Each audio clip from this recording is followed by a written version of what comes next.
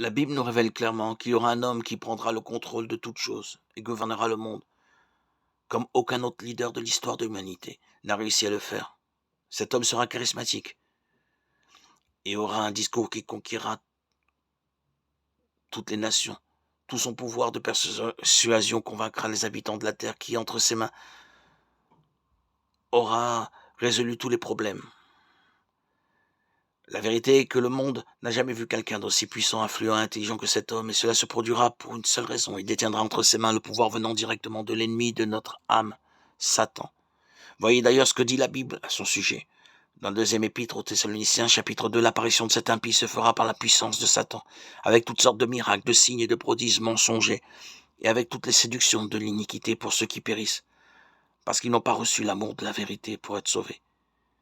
Et qui est cet homme? Je te demande.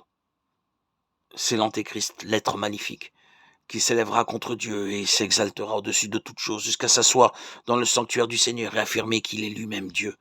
Il fera tout cela parce qu'il désire la même chose que le diable a toujours désiré, occuper la place du Dieu très haut. C'est ainsi que cela est écrit dans le livre d'Ésaïe, chapitre 14. Te voilà tombé du ciel, astre brillant, fils de l'aurore.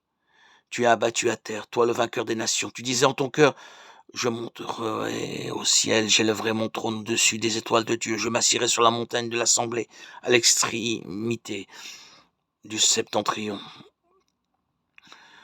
Je serai semblable au Très-Haut. Et la question qui se pose est la suivante. Quand l'Antéchrist viendra-t-il sur terre? Est-ce qu'il est déjà né? Attend-il simplement que les prophéties bibliques se réalisent pour être annoncé comme celui qui sauvera le monde?